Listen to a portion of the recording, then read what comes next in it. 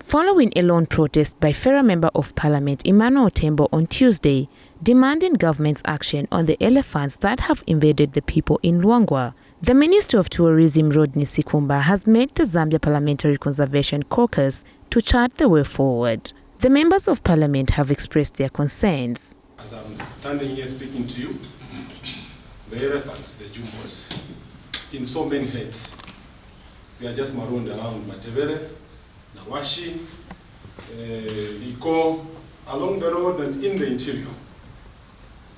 Your officers are overwhelmed. I don't want to blame them to say they are not responding to the cause, but they are overwhelmed. We have a situation where the community is threatening to rise against these animals.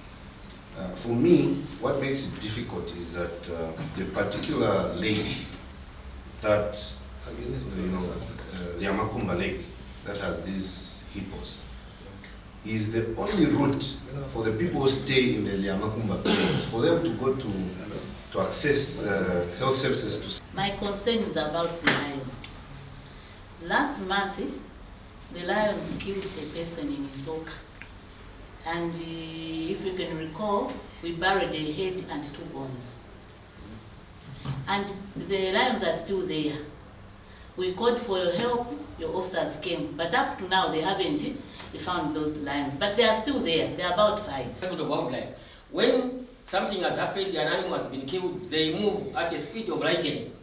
But when there's a problem of someone has been killed or animals eating people's crops, they move at snail speed. So we need an improvement in that area. And the law enforcers in my area, I don't know why they behave the way they do. They have a serious problem with the people on the ground. That is where you saw that shooting. You remember where more than 26 people were injured, and my people, Honorable Minister, are still also asking for compensation because some of the people, they still have the bullets in their bodies. The bullets have not been removed. Mr. Sikumba has also highlighted some of the challenges faced by the ministry, and one which stands out is encroachment. Most of our people have started encroaching, or rather threatening the park line. Some of them are legally within that area because in the general management plan, there's what they call the land use policy, which we obviously discuss when we get into it. But then we find that there's all these particular issues that happen.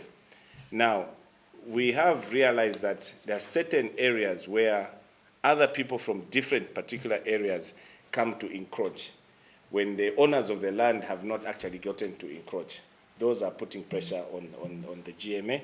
And also, there's a lot of illegality that we've identified in most of these areas.